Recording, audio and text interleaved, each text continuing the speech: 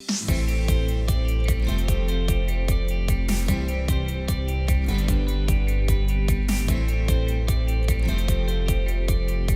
Dr. Kim, what does it mean to lead spiritually?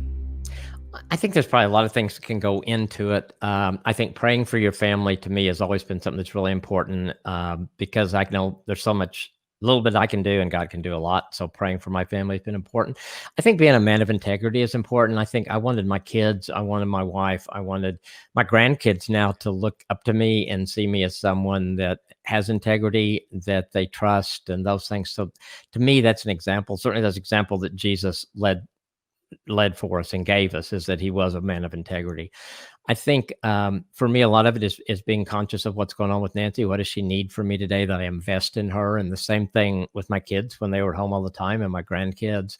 What do they need from me today? How can I serve them? And then I think being proactive in taking my family to church and making sure, giving the kids the opportunity to be involved in youth groups and being involved in a small group and doing Bible study at home with Nancy and as a family. And then we used to pray together as a family when the kids were home, and praying with Nancy. I think it's just a combination. To me, it's kind of like not a checklist. It's more trying to make it a lifestyle, and that I'm trying. Okay, God, what do you want me to do today as a husband, as a father for this grandfather for this family? And God prompts me a lot too. But I think you do, once you do it, and you may have to start with a checklist, but I think it becomes second nature after a while.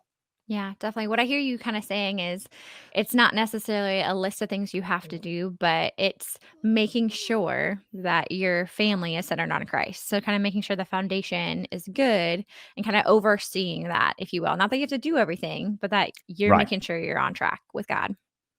I think it's yeah, and it's how your family looks at you. Do you live your life in such a way that they're going to respect you in that role? Because I think that's huge. And then I think when they do, it's pretty easy to lead. I think we complicate it a lot as husbands, and I think it's really um, just being a man of integrity and doing the things that would follow under that. Really, Yeah, definitely. I think that's what makes this topic so hard for wives who want their husbands to lead and for men who are trying to lead and maybe it seems ambiguous is I think a lot of us get this wrong. Like we don't really have a good definition for what it means to lead spiritually because I think to me leading spiritually means that you're initiating and that you're serving, right? So a good that's good. leader, like I think of Jesus, he initiated a lot of things and he served. Like he wasn't the boss who was in charge of everything. He Yep. served his disciples.